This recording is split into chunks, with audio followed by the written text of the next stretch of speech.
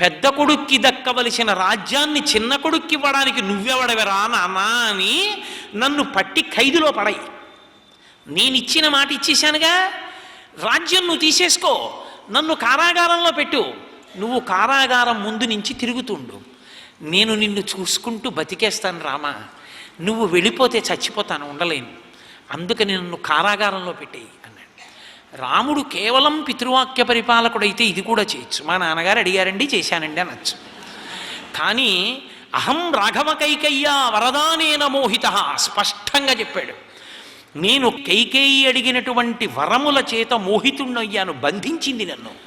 కాబట్టి నువ్వు నన్ను బంధనంలో పడేసి నువ్వు రాజ్యాన్ని నిలుకో అన్నాడు.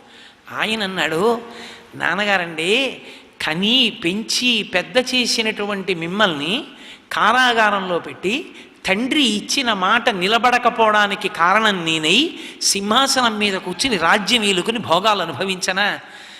ఎన్నాళ్లలో వస్తుంది నాన్నగారు? 14 ఏళ్ళు. మీరు ఎప్పటికీ చక్రవర్తిగా అలాగే ఉండాలి. మీరు చక్కగా సింహాసనం మీద కూర్చొని పరిపాలన చేయండి. మా నాన్నగారు ఇచ్చిన మాట సత్యమయ్యేటట్టుగా ప్రవర్తించిన కొడుకని నా ధర్మాన్ని నేను నిర్వర్తిస్తాను. 14 ఏళ్ళు అరణ్యవాసం చేసి తిరిగి వచ్చి మీ పాదాలకు నమస్కరిస్తాను. నాన్నగారండి నన్ను మన్నించండి, నేను అటువంటి పని చెయ్యనన్నాడు. అది రాముడంటే. కాబట్టి కొడుకు ధర్మాన్ని నిర్వర్తించాలి. రామచంద్ర ప్రభువు నేర్పారు ప్రపంచానికి. తండ్రిని గౌరవించినవాడు, తండ్రి మాట నిలబెట్టినవాడు కొడుకు. కాబట్టి మహానుభావుడు అరణ్యవాసానికి బయలుదేరిపోయాడు. బయలుదేరిపోతూ కౌసల్యామాత దగ్గరికి వెళ్ళాడు. అసలు ఏమీ అద్భుతమండి ఆ తల్లిదండ్రులు, ఆ కొడుకు, ఆ ప్రేమ, ఆ భక్తి. కౌసల్య ఏడిచింది. ఇన్ని నోములు నోచాను, ఇన్ని వ్రతాలు పట్టాను, ఆఖరికి నువ్వు వెళ్ళిపోతున్నావా అరణ్యవాసానికి? కైకమ్మ అంతఃపురానికి వెడతాడు, మీ తండ్రి నా దగ్గరికి రాడు, నన్ను కూడా నీతో తీసుకెళ్ళిపోను. ఒక్క మాట చెప్పాడు తల్లికి, అమ్మా కైకమ్మ దగ్గరికి వెడుతూ ఉంటాడు, అంతఃపురంలో ఉంటాడని నువ్వే చెప్తున్నావు. ఆ కైకమ్మే ఇవాళ నాన్నగారు తట్టుకోలేనంత గొప్ప ఇబ్బంది పెట్టింది. ఎంత గొప్ప మాట అంటాడండి. గురుశ్చ రాజా పితాచ వృద్ధ అన్నాడు. అమ్మా నాన్నగారి పరిస్థితి ఏమిటో తెలుసా?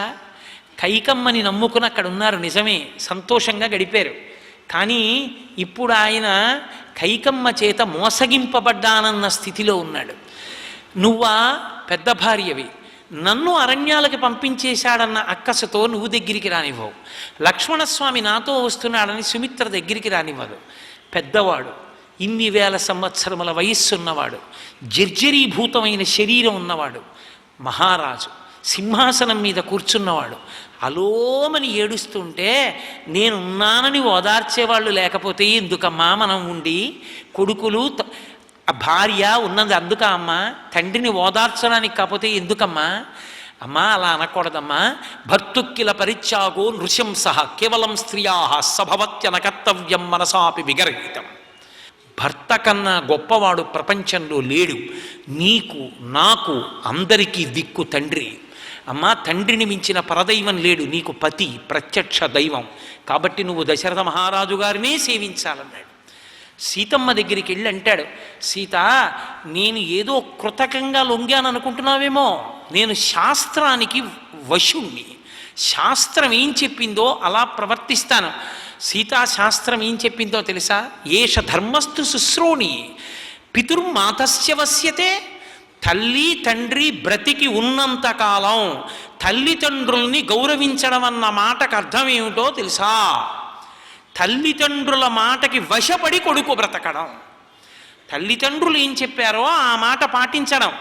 ఒకవేళ తను పెద్దవాడయ్యాడు, ప్రాజ్ఞుడయ్యాడు కనుక తండ్రి పొరపాటు పడుతున్నాడు అనుకుంటే, నాన్నగారండి మీరు ఆలోచించండి, అలా చేయడం కన్నా ఇలా చేస్తే బాగుంటుంది కదా, ఇలా చేద్దాం నాన్నగారండి అని తండ్రి సంతోషంగా అంగీకరించేటట్టు చేసి చెయ్యడం. అంతేకాని నాకు ఇప్పుడు ఆయన చెప్పేది ఏమిటి, నా అంతా నాకు తెలియదేమిటని ఈసడించిన వాడు కొడుకు కాడు సీత.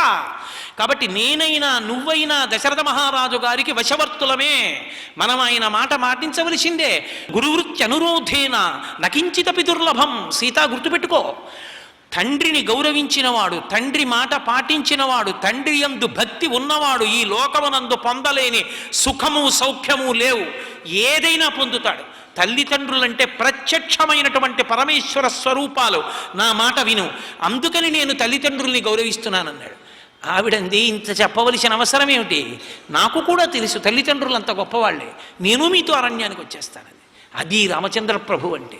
తండ్రి పంపిస్తున్నాడని బాధతో వెళ్ళలేదు, తండ్రి మీద అంత ప్రేమతో వెళ్ళాడు. సర్వం శ్రీ ఉమామహేశ్వర పరబ్రహ్మార్పణమస్తు. స్వస్తి.